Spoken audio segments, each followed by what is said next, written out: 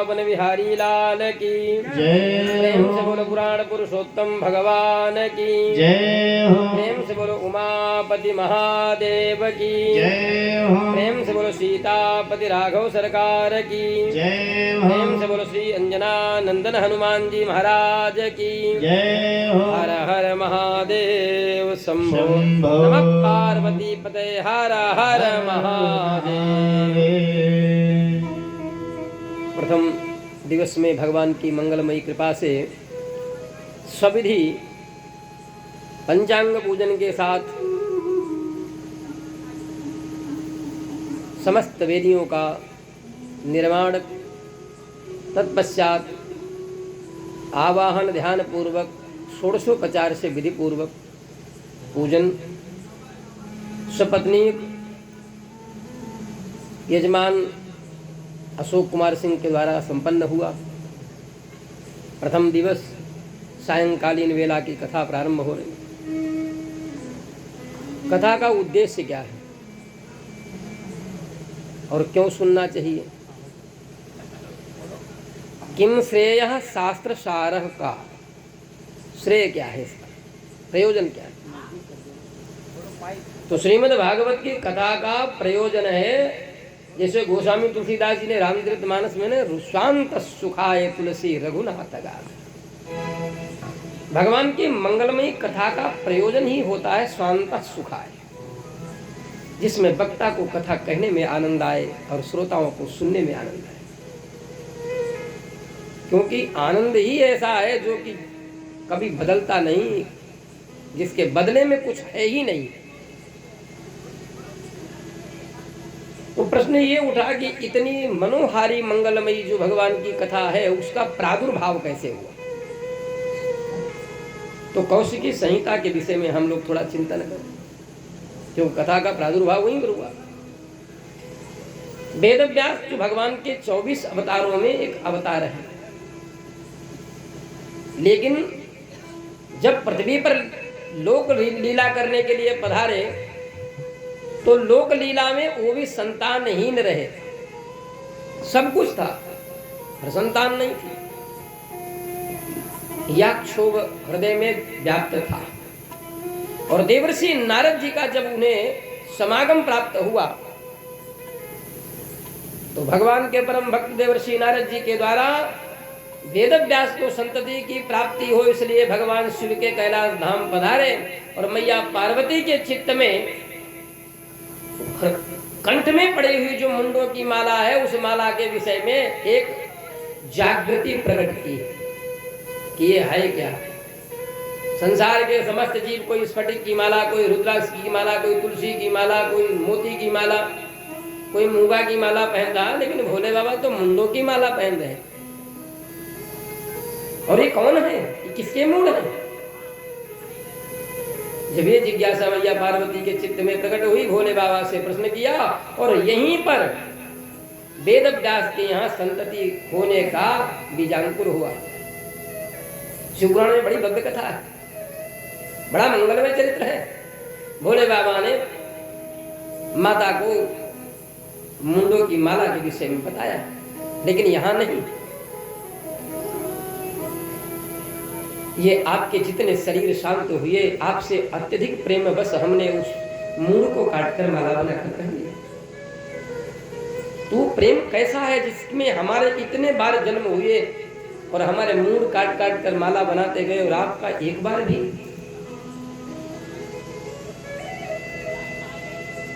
भोले बाबा ने कहा हम अमर कथा जानते हैं। अमर कथा माने अमर होना क्या है? गीता में तो स्वयं भगवान का वचन है। श्री महाभारत से गीता निकली भीष्म पर्व से, तो भीष्म पर्व में जो गीता है उस गीता का एक वचन है, क्षीणे पुण्य मृत्यु लोके विशन्ति। पुण्य जब क्षीण हो जाता है तो जीव मृत्यु लोक में आ जाता है। अब विचार करो कि पुण्य क्षीण होगा, मृत्यु लोक में आना होगा, तो वो अमरता क्या है? कौन अमर है? यदि देवता भी पुण्य के बल से स्वर्ग में गए तो उनका भी पुण्य क्षीण होगा और वो भी मृत्यु लोक में आएंगे, तो फिर अमरता क्या है? यानी भोगों को भोगना ही अमरता है। भाई स्वर्ग में भोगों का विषय में पंचम स्कंद में बड़ा बृहद वर्णन है, तो क्या वही स्वर्ग है, वही अमरता है? और यदि वही अमरता है तो फिर वो देवता आकर के मृत्यु लोक में मानव तन प्राप्त करने की अभिलाषा क्यों करते हैं कि हमें मानव का शरीर मिल जाए? इसका मतलब वो अमरता नहीं है। अमरता है जिसके प्राप्त होने के बाद फिर पुनः जन्म और मरण ही न हो। वो भगवान की अहेतु की भक्ति, वो भगवान की प्रेम कृपा लक्षणा भक्ति, जिसके द्वारा फिर जन्म मरण का प्रपंच ही मुक्त हो जाए। वो अमर कथा हम जानते हैं, जिसके कारण जन्म और मरण होता ही नहीं। बस वहीं से श्रीमद् भागवत की कथा का प्रादुर्भाव हुआ। पहलगांव में ये जिज्ञासा हुई। अमरनाथ यात्रा में पहला पड़ाव पहलगांव है। ये पिस्सू टाप चंदलवाड़ी होते हुए और शेषनाग से होते हुए पंचतरणी होते हुए भक्तगण जो है वो अमरनाथ में भगवान भोलेनाथ का दर्शन करते हैं। और उसी स्थान पर श्रीमद् भागवत का उपदेश भगवान ने किया। ऐसे ही रामचरितमानस में भी लिखा, रचि महेश निज मानस राखा पायुषु समय उमासन भाग। जब तक समय नहीं होता तब तक इन कथाओं का प्रादुर्भाव होता ही नहीं है। और रचना तो भगवान के हृदय में ही हुई। संपूर्ण संस्कृत वाङ्मय का जो मूल ग्रंथ है पाणिनि व्याकरण, उस पाणिनि व्याकरण की भी रचना तो भोलेनाथ के द्वारा ही। आयुर्वेद की रचना भी भोले बाबा के द्वारा हुई। कौन सा ऐसा है वेदों का प्रादुर्भाव से लेकर पुराणों का प्रादुर्भाव सब तो भगवान भोले बाबा के ही हृदय में विराजमान है। अवसर प्राप्त हो गया, उपदेश होता चला गया, ग्रंथ बनते चले गए। वही वेद व्यास जी के यहाँ सुखदेव जी के रूप में जब भगवान इसका प्रादुर्भाव हुआ, वो भगवान जब पुत्र को प्राप्त करते हैं सुखदेव स्वरूप, कथा को विस्तार से आगे कहेंगे। तो प्रश्न ये है कि वो परम मंगलमयी कथा के अधिष्ठात्री भगवान जो है शुकाचार्य जी, जिन्होंने वेद व्यास जी के चित्त को भी शांत किया श्रीमद् भागवत की कथा के द्वारा, ऐसा अद्भुत जो ग्रंथ है उस ग्रंथ का प्रादुर्भाव कैसे हुआ? जो प्रेत पीड़ा को नष्ट करने वाला, जो प्रेत पीड़ा को भी शमन कर दे, धुंधकारी पद्म पुराण में कथा है ना, प्रेत पीड़ा भी नाशिनी श्रीमद् भागवत की कथा साधारण ग्रंथ नहीं। तो कहते हैं श्रीमद् भागवत का जनमानस तक प्राकट्य हुआ नैमिषारण्य से। संत महात्मा गणों का जब समूह एकत्रित हुआ नैमिषारण्य में, तब इस कथा का प्रादुर्भाव हुआ समग्र जनमानस के लिए। तो सच्चिदानंद रूपाय विश्वोत्पत्त्यादि हेतवे तापत्रय विनाशाय श्री कृष्णाय वयं नमः। सच्चित आनंद को प्रदान करने वाला, सत माने जो किसी भी काल में, यानी भूत भविष्य वर्तमान तीनों काल में जो कभी झूठ ही न हो, तीनों काल में से वो सच्चित है कौन? परमात्मा, अजन्मा अविनाशी निर्गुण निराकार साक्षात ब्रह्म ही जो है वही सत्य है और दूसरा कोई नहीं। क्योंकि किसी मनुष्य को सत्य माना जाए तो उसका मरण है, किसी वस्तु को सत्य मान लिया जाए, भूमि भवन वाहन इत्यादि, वो भी सत्य नहीं है क्योंकि वो भी नाशवान है। चित्त कौन है? चित्त कहते हैं चैतन्य को। जो चैतन्य है वही चित्त है। और चित्त कौन है? उसके अधिष्ठात्री देवता भगवान वासुदेव के जो हृदय में है। तो वो चित्त जिसके कारण हमारा ये हृदय धड़कता रहता है बराबर, वही चैतन्य तत्व है। और जिस दिन वो चैतन्य तत्व हृदय से धड़कना बंद कर देता है, आदमी तुरंत कहता है भैया इनकी व्यवस्था करो, इनका समय पूरा हो गया। वो चित्त तत्व एक व्यक्ति के हृदय से अगर धड़कना बंद कर दे तो कहो वो चित्त तत्व खत्म हो गया ना। अभी वो चींटी के हृदय में भी धड़क रहा है, हाथी के हृदय में भी धड़क रहा है, पशु पक्षी जीव जंतु जितने हैं सबके हृदय में धड़क रहा है, इसलिए वो चित्त जो है वो कभी नाशवान नहीं है। जिसके शरीर से धड़कना बंद कर दिया वो शरीर जो है, क्योंकि शरीर नाशवान है ना। हमारे यहाँ लाइट चली गई, हो सकता है कहीं ट्रांसफार्मर से ही कट गया, या हो सकता है जिस तार से हमारे गांव को लाइट आ रही वो तार ही कहीं आंधी तूफान में कट गया। पर इसका मतलब ये तो है नहीं कि सब जगह लाइट चली गई, क्योंकि लाइट तो 24 घंटे बन रही है। जहाँ इसका निर्माण होता है उन स्थानों पर लाइट तो हमेशा 24 घंटे बनती रहती है। हमारे यहाँ नहीं आ रही, बात अलग है। तो जो चित्त तत्व है जिससे संसार चल रहा है, वो एक अंग से अगर वो चला भी गया तो हर जगह से चला गया, ऐसा नहीं। आनंद क्या है? जिसको प्राप्त करने के बाद कुछ प्राप्त करने की अभिलाषा ही न रह जाए, वही आनंद है। क्यों? दशरथ जी को संतान नहीं थी, पर जैसे ही पता चला कि पुत्र हुआ, तो पुत्र तो सामान्य जीवों को सभी को होता ही है, और अपने अपने स्वरूप में हर व्यक्ति एक सुखानुभूति को प्राप्त करता है। पर दशरथ जी के यहाँ जब पुत्र हुआ तो उनको क्या मिला? दशरथ पुत्र जन्म सूनि काना, दशरथ पुत्र जन्म सूनि काना, दशरथ पुत्र जन्म सूनि काना, मानव ब्रह्मा नंद समाना,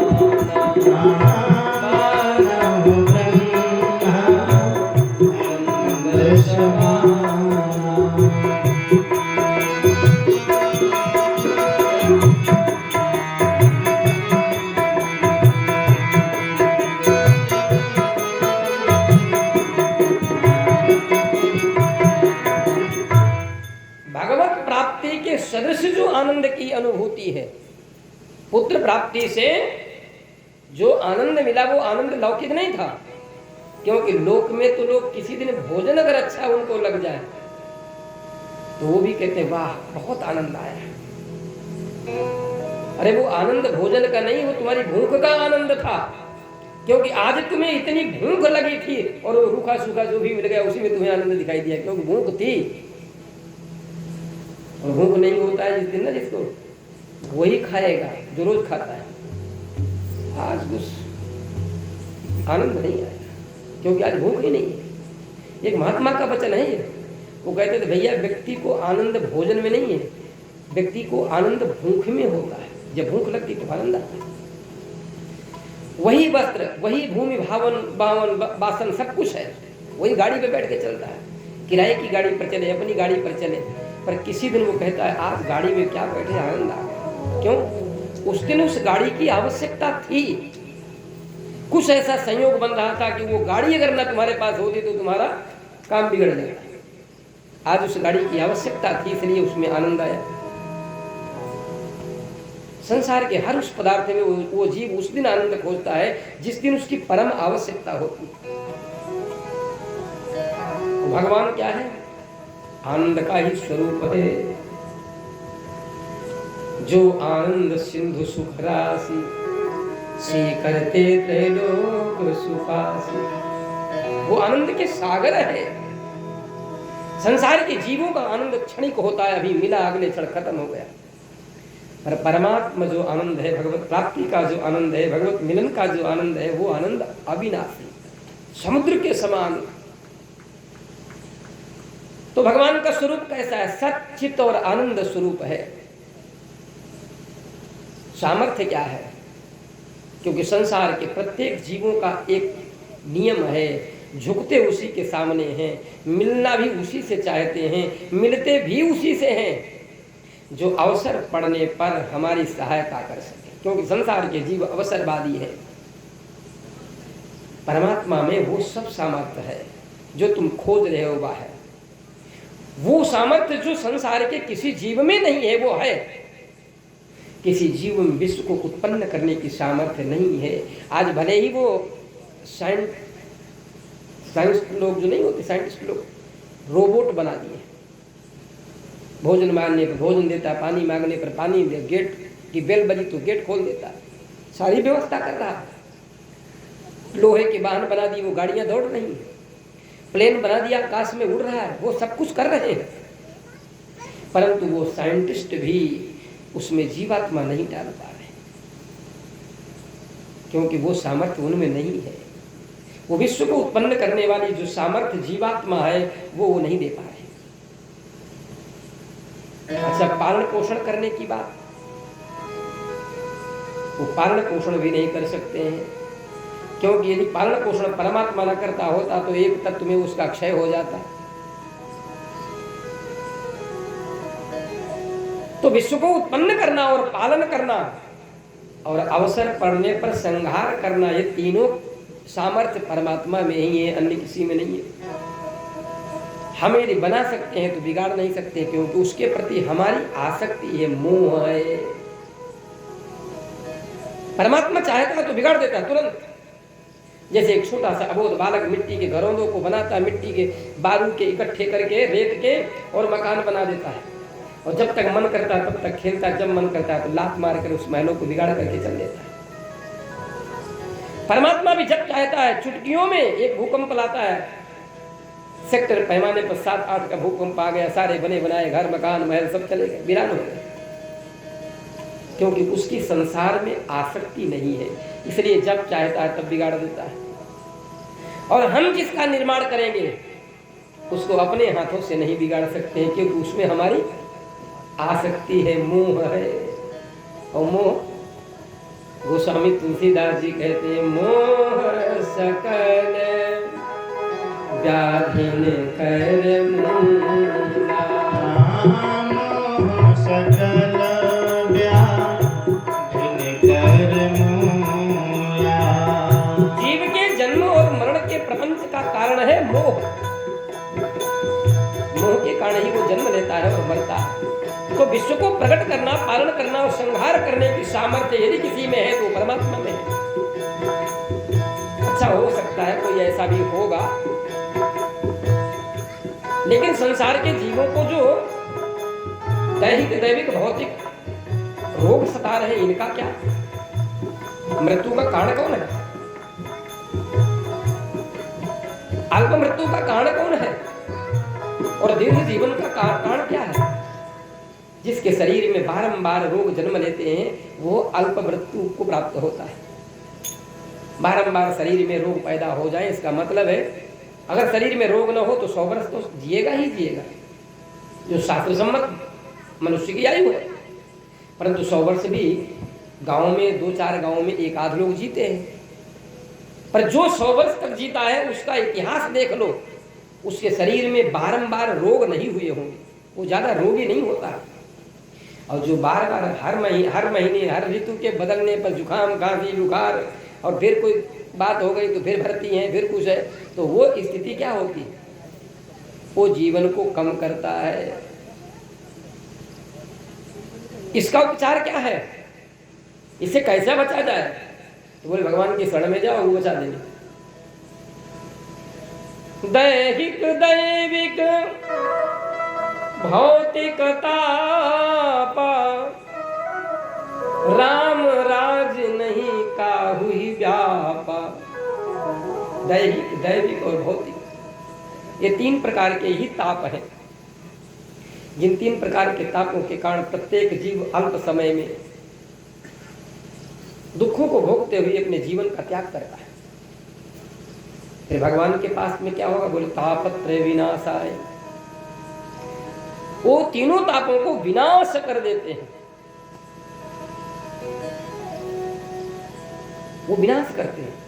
एक होता नाश और एक है विनाश। नाश माने अल्प क्षण के लिए, और विनाश माने जिसका विशेष प्रकार से नाश हो जाए, जो दोबारा जमे ही नहीं।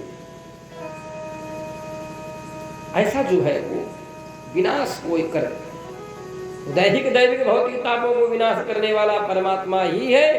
इसलिए फिर क्या करें? बोले सब लोग मिलकर के उन्हीं की शरणागति में चलो। श्री कृष्णाय वयम नुमः। हम सब मिल करके, बहुवचनांत है वयम नुमः, अहम आवाम वयम, हम सब लोग मिलकर के उनकी शरणागति में चले। बोले चलो अच्छी बात है, हम उनकी शरणागति में